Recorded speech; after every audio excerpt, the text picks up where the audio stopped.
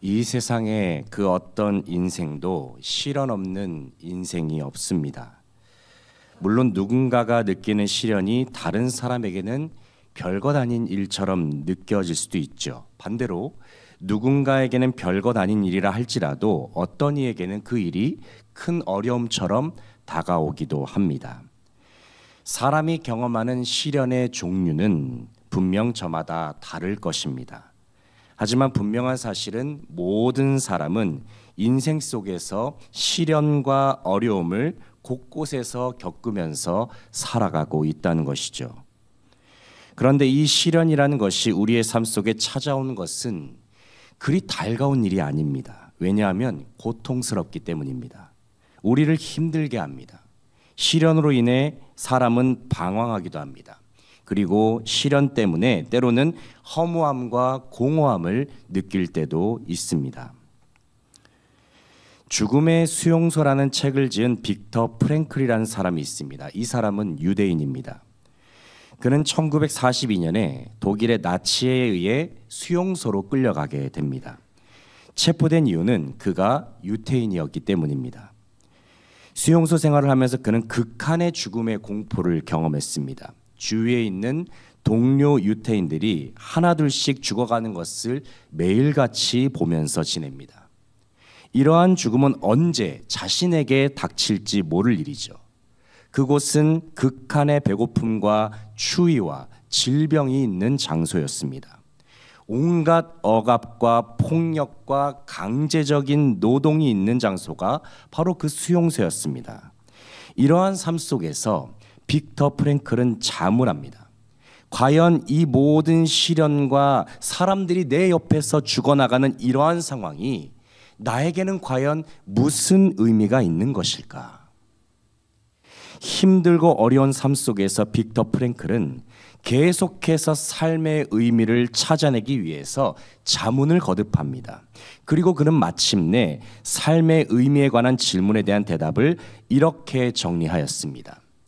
인간이 살아가는 데 문제가 되는 것은 자신을 기다리는 운명이 아니라 그 운명을 받아들이는 방법이다. 이 말은 죽음을 포함한 모든 고통과 상황 속에서 삶의 의미를 발견할 수가 있다는 것입니다. 그에게 있어서 수용소의 삶은 고통 그 자체였습니다. 하지만 그런 가운데에서 빅터 프랭클은 생각한 것입니다. 비록 고통 속에 처해 있다 할지라도 그 속에 숨겨진 의미를 찾아낼 수만 있다면 바로 그것이야말로 내가 살아있다는 증거가 되는 것이다. 사랑하는 성도 여러분, 삶이 힘들 때가 있습니까? 예상치 못한 시련이 우리의 삶 속에 찾아올 때가 있습니까? 그때에 우리에게 필요한 것은 어쩌면 시련의 의미, 고난의 의미를 찾아내는 작업일지도 모릅니다. 왜냐하면 그 의미를 알아야만 우리의 삶의 방향을 바르게 설정하면서 걸어갈 수가 있기 때문입니다. 오늘 본 말씀은 야고보서입니다. 야고보서의 수신 대상은 1절에 언급된 것처럼 흩어져 있는 12지파, 즉 그리스도인들을 의미합니다. 그런데 그들이 지금 어떤 상태라고 했습니까? 흩어져 있는 상태입니다. 왜 흩어졌을까요? 왜냐하면 고난과 핍박으로 말미암아서 당시의 유대인들은 흩어질 수밖에 없었기 때문입니다. 사도행전 8장을 보면 스데반 집사님의 순교 이후에 예루살렘에 있는 교회에 큰 박해가 있었음을 봅니다. 당시의 유대인들이 예수님을 따르는 그리스도인들에 대해서 엄청난 핍박을 가해왔던 것입니다. 그때 사도들 외에는 모든 성도들이 흩어졌다라고 성경은 증언하고 있습니다. 그래서 어떤 성도들은 유대 땅에, 또 어떤 성도들은 사마리아를 비롯한 여러 지역으로 흩어지고 말았습니다. 핍박과 박해가 너무 심하다 보니까 어떤 그리스도인들 중에는 믿음을 포기하는 사람까지 있을 정도였습니다. 당시에 그리스도인으로서 살아간다는 것은 언제나 불안 요소를 안고 사는 것과도 같았습니다. 어쩌면 그들은 이런 생각을 했을지도 모르겠습니다. 이렇게 힘들고 어려운데 예수를 믿는다는 것이 과연 무슨 의미가 있을까? 그런데 그리스도인들의 믿음이 흔들릴 수도 있었던 그때에 예수님의 동생 야고보가 그리스도인들을 위하여서 펜을 든 것이죠. 그리고 야고보서를 통해서 야고보는 이렇게 말합니다. 너희의 믿음을 말로만 보이지 말고 행함과 실천을 통해서 증명하라. 강력한 어조로 야고보는 독려하고 있습니다. 왜냐하면 당시의 그리스도인들에게는 흔들리지 않는 확실한 믿음의 모습이 필요했기 때문입니다. 특히나 그때와 같이 시련이 가득한 시기에는 더욱 정신을 차려서 예수님을 바라봐야 했습니다. 오늘 본 말씀에서 야고보는 그리스도인들이 시험을 당할 때에 어떠한 믿음의 실천으로 나아가야 하는지 구체적인 지침을 설명해 주고 있습니다. 2절 말씀 보시게 되면 야고보가 이렇게 말합니다. 내 형제들아 너희가 여러 가지 시험을 당하거든 말씀하고 있죠. 여기서 시련이라는 것은 바로 당시에 그리스도인들이 겪었던 여러 가지 환난과 핍박을 포함한 여러 가지 힘든 일들을 포함하고 있는 단어일 것입니다. 그런데 당시에 성도들이 당했던 시험의 종류는 한두 가지가 아니었습니다. 사방팔방에서 각양각색의 시험이 그들의 생활 속에 밀려 들어왔습니다. 그 시험 중에는 핍박도 있었습니다. 박해도 있었습니다. 가난과 궁핍, 불편함도 거기에 있었습니다. 그렇다면 이러한 시험이 연속되는 삶 속에서 야고보는 시험에 대해서 어떠한 믿음의 실천을 그리스도인들의 삶 속에 주문하였을까요? 첫째는 시험에 대해서 온전히 기뻐할 것을 주문하고 있습니다. 2절 말씀을 같이 한번 읽어보겠습니다. 내 형제들아 너희가 여러 가지 시험을 당하거든 온전히 기쁘게 여기라. 아멘. 2절 말씀을 보면은 시험을 당할 때에 온전히 기쁘게 여기라 말씀하고 있습니다. 그런데 여러분, 어떻게 인생의 시련 앞에서 기뻐할 수가 있겠습니까? 하지만 시험당함을 기뻐해야 할 이유가 바로 이것입니다. 그것은 시험은 우리를 온전케 하는 밑거름이 되기 때문입니다. 4절 말씀의 중간 부분을 보시게 되면 야고보가 이렇게 설명을 합니다. 이는 너희로 온전하고 구비하여 조금도 부족함이 없게 하려 함이라 그랬습니다. 여기서 온전하고 구비하다라는 말은 하나님 보시기에 흠없고 완전한 모습을 의미합니다. 우리의 삶 속에 다가오는 시험을 믿음으로 견뎌나가면 우리는 주님 보시기에 온전한 모습으로 점점 성숙되어 간다는 말씀입니다. 3절 말씀을 보시게 되면 우리에게 인내를 만들어내는 시험이 어떤 시련이라고 말하고 있습니까? 너희 믿음의 시련이라고 말하고 있습니다. 그냥 시련이 아닙니다. 믿음의 시련입니다. 다시 말해서 같은 시련이라 하더라도 하나님을 향한 믿음으로 견디는 것과 그냥 견디는 것은 하늘과 땅 차이라는 것이죠. 주님을 바라보는 믿음으로 시험에 대하여 인내하시기 바랍니다. 믿음으로 끝까지 인내하면 주님께서 저와 여러분을 온전케 하실 줄로 믿습니다. 둘째로 시험에 대하여 하나님의 지혜를 구해야 한다 말씀하고 있습니다. 5절 말씀을 같이 한번 읽어보겠습니다. 너희 중에 누구든지 지혜가 부족하거든 모든 사람에게 후히 주시고 꾸짖지 아니하시는 하나님께 구하라. 그리하면 주시리라. 아멘. 5절 말씀을 보니까 너희 중에 누구든지 지혜가 부족하거든 그랬습니다. 여기서 말하는 지혜는 시험을 견딜 때에 필요한 지혜를 말합니다. 그렇습니다, 여러분. 우리에게 시련이 닥칠 때에는 내 힘과 내 능력으로만 그것을 견뎌내려 해서는 안 됩니다. 시험 앞에서 우리에게는 하나님의 지혜가 필요한 것이죠. 그렇다면 하나님의 지혜를 어떻게 얻어야 합니까? 5절 말씀을 보시기 바랍니다. 모든 사람에게 후히 주시고 꾸짖지 아니하시는 하나님께 구하라. 그리하면 주시리라 말씀하고 있습니다. 하나님께 구하라는 것입니다. 믿음의 길을 걸어가다가 시련을 만나게 되면 우리는 지체 없이 하나님께 나와서 하나님의 지혜와 하나님의 도움을 구해야 합니다. 하나님 도움 없이 내 생각과 내 지식과 내 능력으로 해결해 보겠다고 한다면 백전백패할 수밖에 없습니다. 하지만 하나님의 지혜로 시험을 대하면 우리는 승리하게 되는 것이죠. 왜냐하면 오직 하나님만이 우리의 모든 것을 다 알고 계시기 때문입니다. 우리 하나님이 우리의 모든 시험과 어려움을 얼마든지 역전시키실 수 있는 능력을 가지고 계시기 때문입니다. 사랑하는 성도 여러분, 하나님은 다 아십니다. 하나님은 전능하십니다. 그러므로 전지전능하신 주님 앞에 우리의 도움을 의뢰하시기 바랍니다. 욥기 23장 10절 말씀을 보면은 욥이 이렇게 말하고 있죠. 내가 가는 길을 그가 아시나니 그가 나를 단련하신 후에는 내가 순금같이 되어 나오리라. 하나님이 저와 여러분의 삶을 인도하십니다. 하나님만이 우리를 모든 시험과 환난으로부터 구원하실 수 있습니다. 그러므로 하나님 앞에 구하시기 바랍니다. 하나님 앞에 온전한 믿음으로 간구하시기 바랍니다. 하나님은 하나님의 뜻에 합한 믿음의 기도를 반드시 들어주십니다.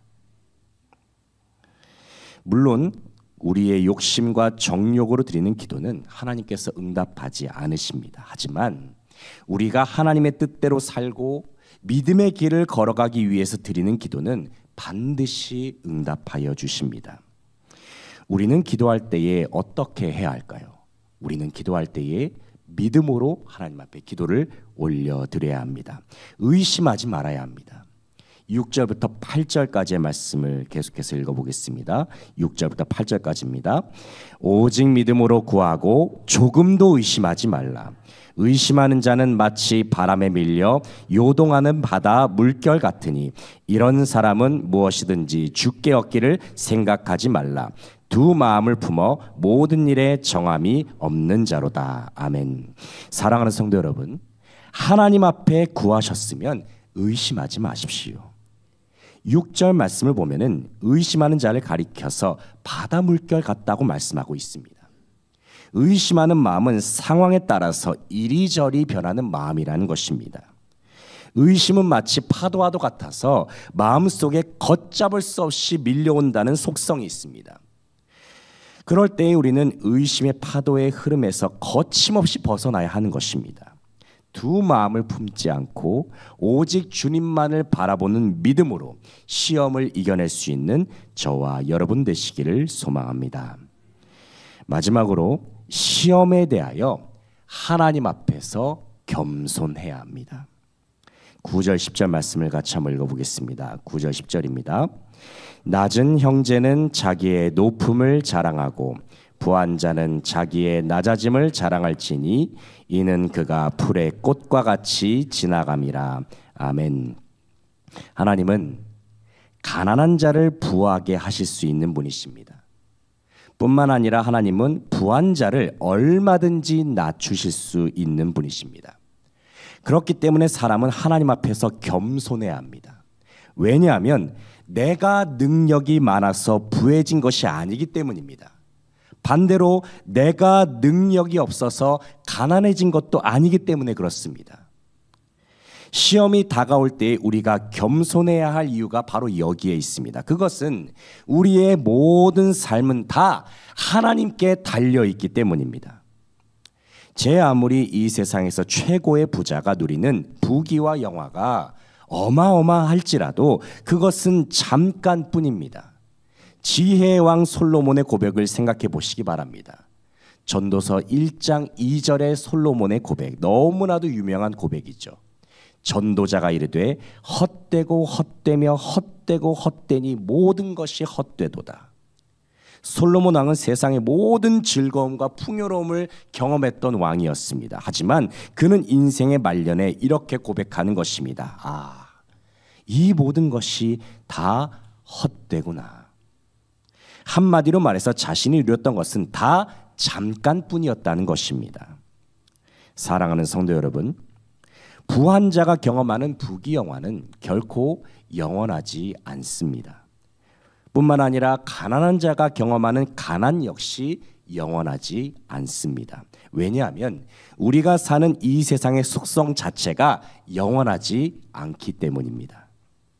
우리가 사는 이 세상에는 끝이 존재합니다. 세상은 반드시 종말을 맞이한다는 것입니다. 마지막 때가 있다는 것이죠. 11절 말씀을 보시게 되면 그 마지막 때에 대하여 야고보가 이렇게 표현하고 있습니다.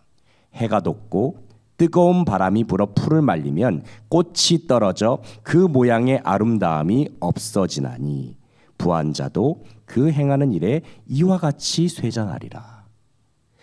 여기서 해가 돋고 뜨거운 바람이 부는 것은 마지막 때에 임하는 하나님의 심판을 의미합니다. 뜨거운 바람이 불면 꽃이 시들어버립니다. 풀도 말라버립니다. 이와 같이 하나님의 심판 앞에서는 부한 것도 가난한 것도 아무런 의미가 없어진다는 것입니다. 그래서 우리는 너무 이 세상의 것들에 집착하면서 살 필요가 없습니다. 왜냐하면 우리의 본향은 이 세상이 아니라 하나님 나라이기 때문입니다. 남들보다 더 가졌다고 해서 우쭐댈 필요도 없습니다.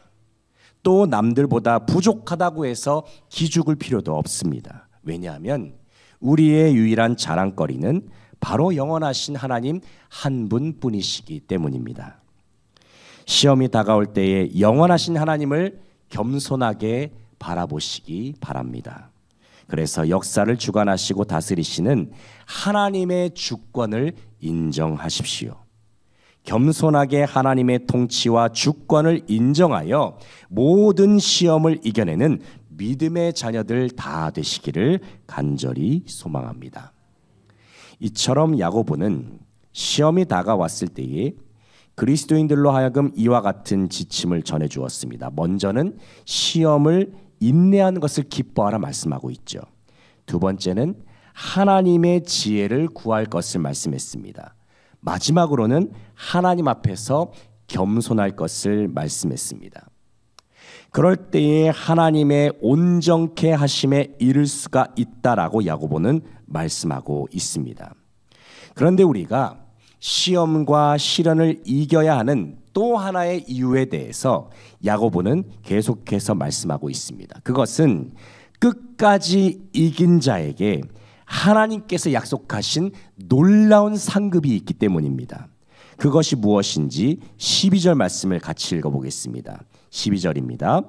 시험을 참는 자는 복이 있나니 이는 시련을 견디어낸 자가 주께서 자기를 사랑하는 자들에게 약속하신 생명의 면류관을 얻을 것이기 때문이라. 아멘. 이 말씀을 보니까 하나님께서는 시련을 견뎌내는 자에게 생명의 면류관을 준비해 두셨음을 알 수가 있습니다. 면류관은 왕들이 쓰는 관을 말합니다. 그리고 면류관은 경기에서 승리한 사람에게 수여되는 상이기도 했습니다. 그래서 우리가 올림픽의 어느 장면을 보게 되면 경기 후의 시상식 때에 입상자들에게 월계수로 엮은 면류관을 씌워주는 모습을 종종 볼 때가 있죠. 하나님께서는 믿음의 경주를 달려나가는 그리스도인들을 위해서 생명의 면류관을 약속하셨습니다. 경주를 하다 보면 때로는 장애물을 만나는 경우도 있습니다. 달리다가 너무 숨이 차서 그 자리에 멈춰서 앞으로 더 나아가지 못하는 경우도 있습니다. 하지만 하나님께서는 우리로 하여금 계속해서 믿음의 경주를 달려나가기를 원하고 계십니다. 하나님께서는 결승점에서 생명의 면류관을 두 손에 준비한 채로 우리를 기다리고 계신다 말씀하고 계세요.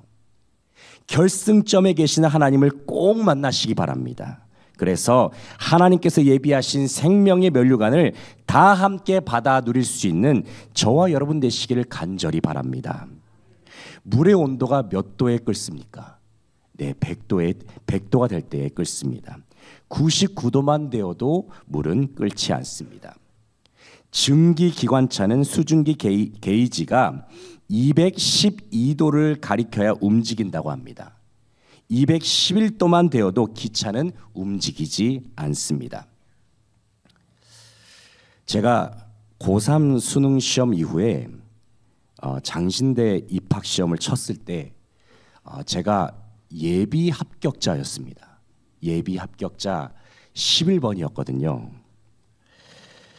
그러니까 제 앞에 10명이 등록을 포기해야만 합격할 수가 있는 상황이었습니다. 제가 그때 합격을 했을까요? 불합격을 했을까요?